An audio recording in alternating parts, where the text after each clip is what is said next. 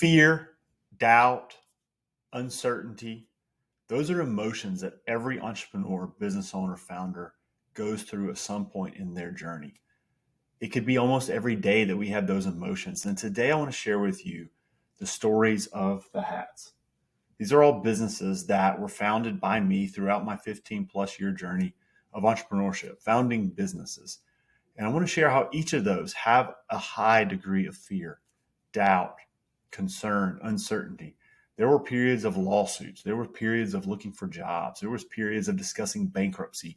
There were moments when we had to lay off the entire company. And in those moments, those dark places, we have a choice to make as founders. We have a choice to decide whether we're going to let that cripple us, we're going to let the world put their garbage on us, or we're going to decide to break through, be our own person, take the tools, the gifts, the superpowers that we have, and crush the doubt, crush the fear, crush the uncertainty, and punch it in the freaking face so that we can continue to grow, scale, and win inside our businesses. Friends, these are all businesses. If we haven't met, my name is Andy Smith. And what inspired this video today was a call we had inside our blacksmith founder community. And the founder was talking about the doubt that he was having, whether he was going to make it inside his business.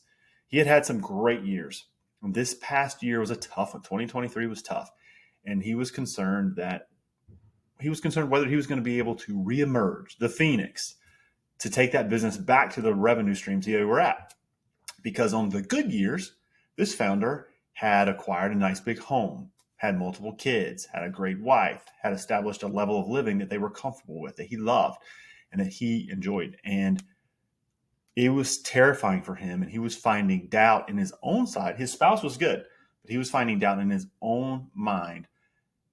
And that doubt was causing frustration, causing anger, causing emotions with his wife that were not healthy for him. And so that's the story of entrepreneurship. That's the story of founders. You see sexy pictures of Lamborghinis and big houses, and that happens. But that never happens without moments of perseverance, moments of breaking through, moments of moving mountains.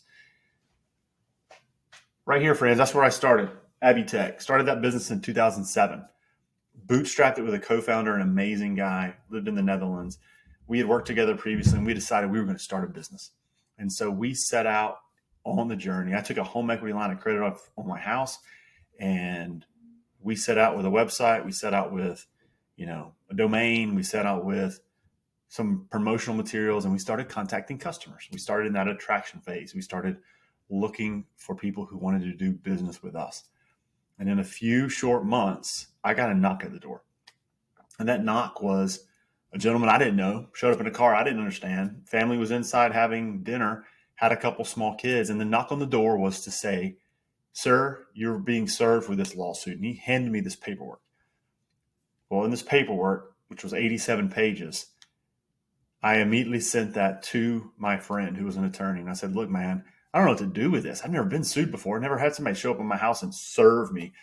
And so he read through it. I was reading it on the bed, highlighting all the stuff, scared beyond belief. And he said, "Look, man, they're throwing the book at you. This is a big time thing. They're trying to really take everything they have and throw it to you." I was like, "Holy crap, what are we going to do?" So we get a recommendation for an attorney who's local who can help us. We phone him up. So we bootstrapped this company with $26,000. That's not a lot. And we had to buy domains. We weren't taking a salary. I had a family with a bunch of small kids. And the attorney needed $10,000 up front as a retainer just to begin working with us. I remember I was driving down the highway. I pulled over to talk to the attorney, and I was devastated. I'm like, what am I going to do? Like, one, that basically empties out our account. Two, we don't have the business coming in right now to sustain that. Three, should we just stop? Or should I maybe open the door on this highway and throw up? Or should we quit?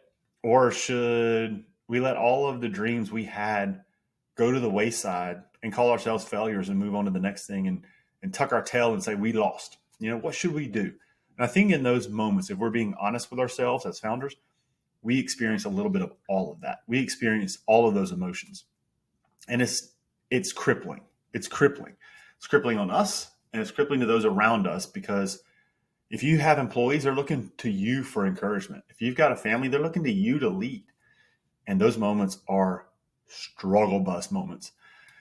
So we got into the lawsuit, absorbing all of our time, all of our energy, which, by the way, is what the company who was suing us was trying to do, because we were an early stage startup and they wanted to keep us out of the market. And so that's what they do. That was their strategy.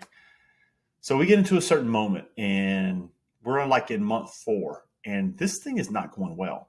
And it's absorbing all of our money. I think we were into it now with most everything we had.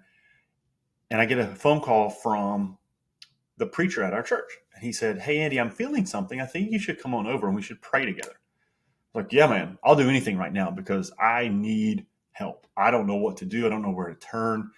There's no way out of this." And so I went to his office, which was inside the church, and we prayed together. And the very next day, this is not a joke. This is nothing. This is just an Andy story. The very next day, we got a phone call from the other side's attorney that said they wanted to mediate the case. Now, what that means, if you've never been through a lawsuit, is they want to come together. Each party gets into a separate room. You get a third-party lawyer who goes back and forth and tries to find common ground. We spent, I think, upwards of 9 a.m. in the morning start time, and we left around midnight. So we were there the entire, I guess that's around 15 hours of negotiations. And I could feel in the darkest hours of that day, I could feel still joy. I could feel still hope, because I knew that we serve a bigger power. And so I had that internally. Now, you can't show that, you can't feel that, but you can have that, right? And so in those darkest moments, we left without a signed document, which is abnormal, but we left and we simply gave up a non-compete, which we didn't have before anyway, just to make everything stop. So here was the interesting thing that we found in that moment, though. We were focused on a single product that we were taking from Europe and bringing it to the United States. When we agreed to give a non-compete, we had to go find another product to take to market. And that forced us to be resourceful, that we could do it. That forced us to have the right mindset that we could persevere through this thing. And that forced us to look around. We found another product, and that product is what we ended up taking to market and exiting a business for 8 figures in 5 years, which we would have never had if we would not have been forced to look in that direction. The other product never made it to market. I think there's been a few sales, but never made it to market, where we sold upwards of the peak $23 million worth of product. And so you never know why things are happening. You never know the story that's being written beside you. You never know what's going on, but that's just one example of the moments of doubt, fear, uncertainty that I had inside my very first startup. There was a period of time where I was actually looking for a job. This was year 2. We had made it past a lawsuit. We were still not to momentum phase, as you call it, yet. And money was tight. And so I was looking for a job. My co-founder was looking for a job. We were actually taking the family out to Wichita, Kansas. This is where I was looking. I had the job. I was going to house hunt there. And we got another job. And our little startup baby just continued. And we ended up exiting that business in 2012. It was a recap to a private equity company. And you just can never appreciate the stories of perseverance, the stories of being in the mud, the stories of having to climb over that wall that you can't even see above and persevere, the stories of moving mountains. If you look at all of these hats, they're similar stories, not necessarily of lawsuits, but of struggle, of decisions that have caused us to look in other directions. And the thing is, I think as we go through this journey, as we go through life, when we are born, we're born limitless. We're born free. We're born to be ourselves. We're born with gifts, with superpowers. And we have that inside of us. And even today, we have that inside of us. We get confidence when we persevere. The more we persevere through hard times, the more confidence we get.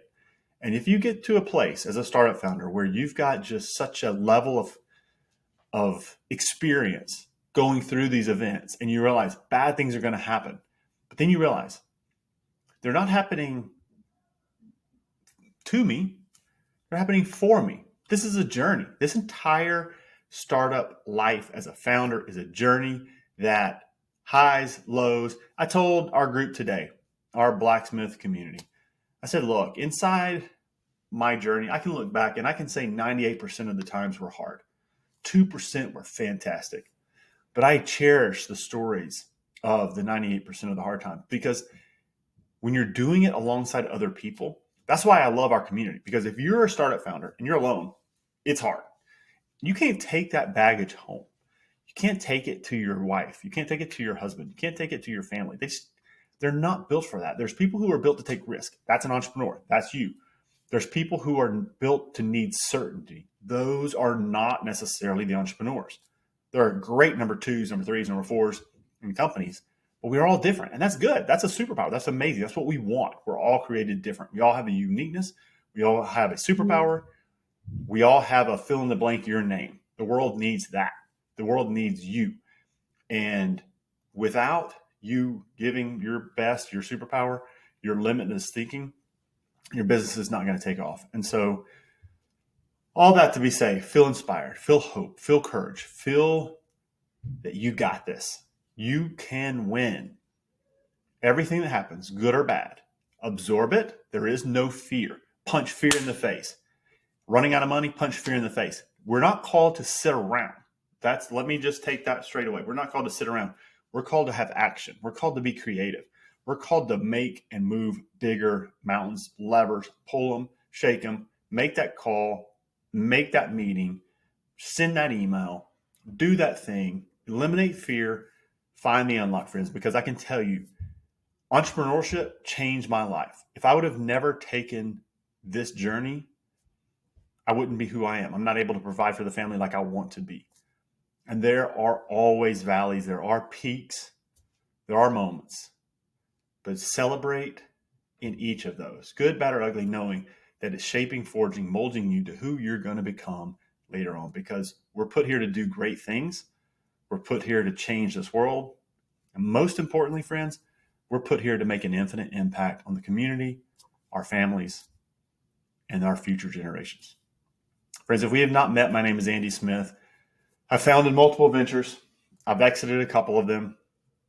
Private equity company, a strategic buyer. I've got a portfolio of businesses that I call Blacksmith Ventures that I operate alongside some great people. I've got a community called theblacksmith.com.